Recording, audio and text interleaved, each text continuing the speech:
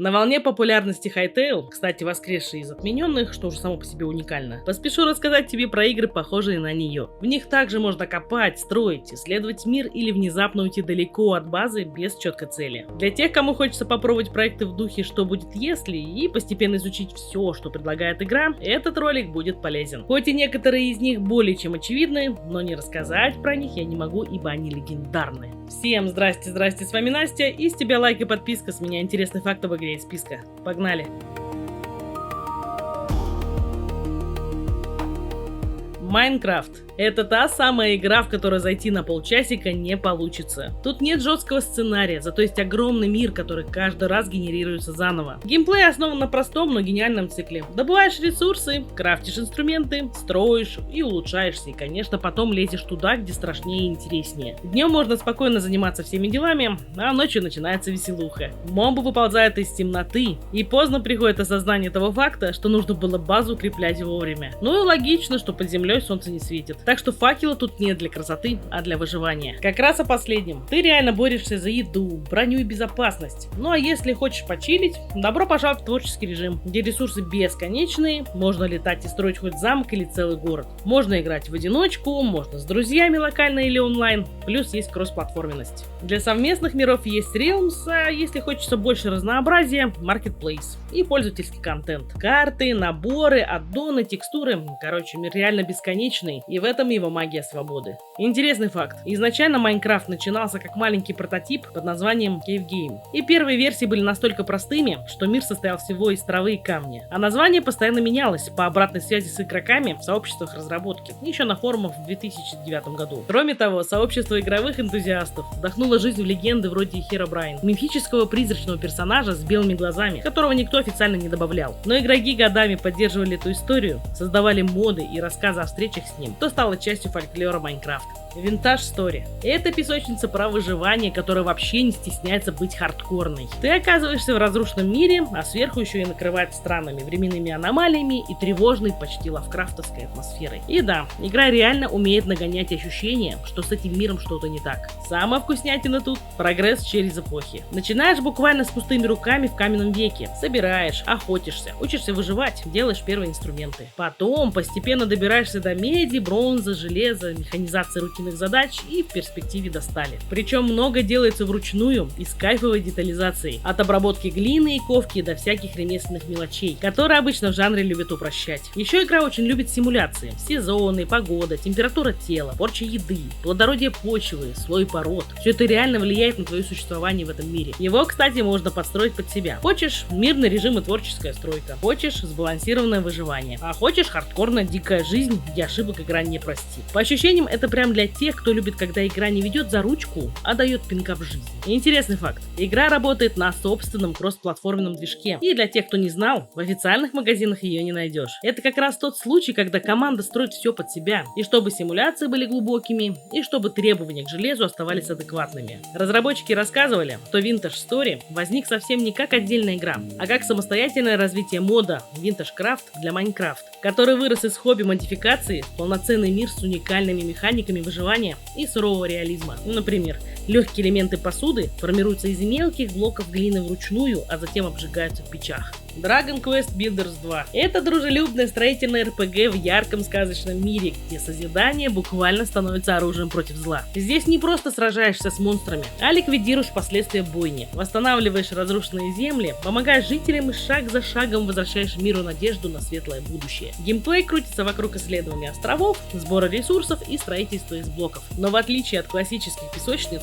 тут есть полноценный сюжет, задания, диалоги и харизматичные персонажи, что уже прикольно и выделяет среди остальных. По мере прохождения открываются новые рецепты, материалы, механики и возможности для строительства. Можно выращивать урожай, обустраивать деревни, строить дома для NPC и наблюдать за тем, как они реально начинают в них жить. Игра не про сложность и отлично подойдет даже тем, кто обычно не любит выживачи. В кооперативе до 4 игроков можно вместе строить свободные свободном режиме на общем острове. Вообще это отличный выбор для тех, кто любит крафт и кому по душе больше сюжета и сказочной атмосферы. Интересный факт. Хоть и есть цифра 2 в названии, игра самостоятельный проект, вплетенный в канон. Также многие фанаты первой части просили убрать разрыв между режимами свободное строительство и история, чтобы можно было использовать свои творения прямо в сюжете. И именно это был один из ключевых моментов при проектировании второй части. Перемещение по воде и строительство на больших высотах стало возможным после переработки движка и удвоения вертикального лимита построек по сравнению с первой игрой. Trove. Это яркое и квадратное ММО, которое берет лучшее от песочниц и онлайн-экшенов и смешивает все в один большой мир. Здесь тебя сразу бросают на процедурно сгенерированные карты, полные подземелий, лута и других игроков, которые носятся вокруг с драконами, мечами и пушками из бекона, к примеру. Да, игра вообще не боится быть странной, и в этом ее изюминка. Классов тут много, и выбрать можешь кого захочешь. От классического рыцаря до стрелка, мага льда или пиратки с попугаем. Боевка простая и при этом динамичная, что отлично подходит для коротких сессий. Зашел, побегал, выбил что-то полезное и побежал дальше. Играть можно в одиночку, но Trove куда веселее раскрывается в кооперативе и ММО формате. Ты постоянно встречаешь других игроков и можешь объединяться с ними для сложного движа. Ну и конечно же стройка. У каждого есть собственный краеугольный камень, который можно кастомизировать. Заяви права на него, чтобы сделать его своим, и сможешь таскать его с собой. А для больших проектов есть миры комьюнити, где уже начинается настоящий коллективный креатив. Интересный факт.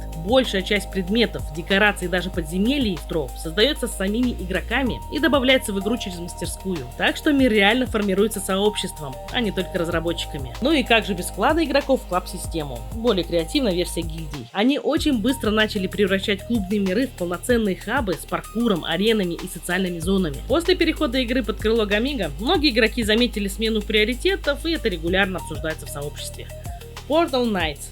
Это еще одна мимимишная РПГ-песочница, где мир буквально расколот на острова, соединенные порталами, и каждый из них маленький мирок со своими биомами, подземельями и сюрпризами. Геймплей строится вокруг исследования, крафта и боев в реальном времени. Ты выбираешь класс, воин, маг или рейнджер, находишь снаряжение и постепенно прокачиваешь свои навыки. Игра динамичная, но не давит на тебя сложностью, поэтому отлично подойдет, если хочется экшена без жесткого хардкора. Строительство здесь отдельный вид удовольствия. Можно возвести собственный дом, украсить его трофеями, мебелью и питомцами. Или вообще уйти в творческий режим и строить безгранично. Здесь приятно не только сражаться с врагами, но и просто включить фантазию и создать себе уютное гнездышко, куда хочется вернуться после вылазки. Играть можно и одному, но в кооперативе Portal Knights становится в разы веселее. До 4 игроков могут вместе исследовать острова, сражаться с боссами и строить базы. И это отличный вариант для компании друзей, которые хотят легкое приключение с элементами РПГ и песочницы. Интересный факт. Проект получил несколько наград как семейная и онлайн-игра в Германии. Разработчики изначально делали ставку на дружелюбный кооператив и понятный геймплей, чтобы в нее можно было играть и новичкам, и более опытным игрокам. Выбор между воином, магом и рейнджером влияет не только на стиль боя, но и на то, какие предметы и постройки будет проще создавать. Поэтому игроки ценят проект за реиграбельность, потому что каждый класс открывает свой способ взаимодействия с миром.